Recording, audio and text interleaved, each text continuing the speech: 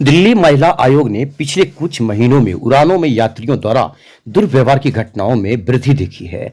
ऐसी घटनाएं यात्रियों के लिए बेहद अप्रिय और आघात पहुंचाने वाली है। मीडिया ने हाल ही में 2 उड़ानों में यात्रियों द्वारा उत्पीड़न और दुर्व्यवहार के मामलों की सूचना दी है। एक 26 नवंबर 2022 को, जिसमें एक व्यक्ति ने न्यूयॉर्क से नई दिल्ली जाने वाली एयर इंडिया की उड़ान में 70 वर्षीय एक महिला पर पेशाब कर दिया। दूसरा 6 दिसंबर 2022 को, जिसमें एक पुरुष ने पेरिस से नई दिल्ली जाने वाली एयर इंडिया की फ्लाइट में अपनी साथी महिला यात्री की सीट पर फिर से पेशाब कर दिया। बताया जा रहा है कि दोनों युवक अत्यधिक नशे की हालत में थे। आयोग ने इन घटनाओं को स्वतः संज्ञान लिया है और डीजीसीए को एक नोटिस जारी कर उपरोक्त घटनाओं में उनके द्वारा दी गई कार्रवाई के साथ साथ ऐसे मामलों से निपटने के लिए एयरलाइंसों को निकाय द्वारा जारी दिशा निर्देशों का विवरण मांगा है। तो सबसे बड़ी बात बता दें कि जो शराब परोसा जा रहा है इंटरनेशनल एयरलाइन में खासकर, तो इसके ऊपर जो है महिला आयोग की स्वाति मालिवाल ने ये जवाब मांगा है कि आखिरकार शराब परोसा ही क्यों जाता है। यह तस्वीर जो आप देख पा रहे हैं, ये महिला दिवस पर जो है खासकर जो महिला आयोग की स्वाति मालिवाल है, उन्होंने 90 लोगों को पुरस्कृत किया था, जिसमें अरविंद केजरीवाल आजकल हम देख रहे हैं कि कैसे फ्लाइट्स के अंदर सेक्सुअल हैरेसमेंट और अनरूली बिहेवियर के केसेस बहुत ज्यादा बढ़ गए हैं। हमने डीजीसीए को नोटिस इशू किया था और हमने ये पाया कि उनकी जो गाइडलाइंस हैं, जो सेक्सुअल हैरेसमेंट और अनरूली बिहेवियर के केसेस को डील करती हैं, उनमें बहुत ज्यादा कमियां हैं। मुझे समझ नहीं आता कि जब इतने ज्यादा केसेस बढ़ रहे हैं तो डीजीसीए अपनी गाइडलाइंस को ठीक क्यों नहीं करता।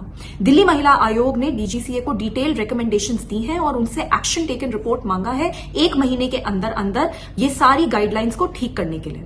सबसे पहले तो दिल्ली महिला आयोग ने डीजीसीए को बोला है कि अगर किसी ने बहुत ज्यादा अल्कोहल ऑलरेडी कंज्यूम कर रखी है तो उसको किसी भी फ्लाइट में बैठने नहीं दिया जाना चाहिए। दूसरी बात, जो इंटरनेशनल फ्लाइट्स हैं जिनमें अल्कोहल सर्व की जाती है, उसमें पर पैसेंजर अल्कोहल की लिमिट तय कर देनी चाहिए और ये लिमिट काफी कम होनी चाहिए। मुझे नहीं समझ में आता कि एरोप्लेन्स के अंदर, फ्लाइट्स के अंदर अल्कोहल पिलाने की जरूरत ही क्या है। तीसरी बात, जो अगर आदमी सेक्सुअल हैरेसमेंट करता है या उसने अनरूली बिहेवियर किया, जैसे कि किसी के ऊपर यूरिनेट कर दिया, इस तरीके के लोगों को जैसे ही फ्लाइट लैंड होती है तुरंत एयरलाइंस को, एयरपोर्ट अथॉरिटी को, एयरपोर्ट पुलिस को इन्फॉर्म करके उनको हैंडओवर करना चाहिए और उनके खिलाफ एफआईआर दर्ज करानी चाहिए। हमने ये देखा कि इस तरीके के केसेस में ज्यादा से ज्यादा सजा डीजीसीए की गाइडलाइंस के चलते 6 महीने की हो सकती है, जिसमें 6 महीने तक उस आदमी को किसी भी फ्लाइट में बैठने की इजाजत नहीं दी जाती। लेकिन मुझे ऐसा लगता है कि ये अवधि बहुत कम है और ये बढ़ा के 2 साल कर देनी चाहिए।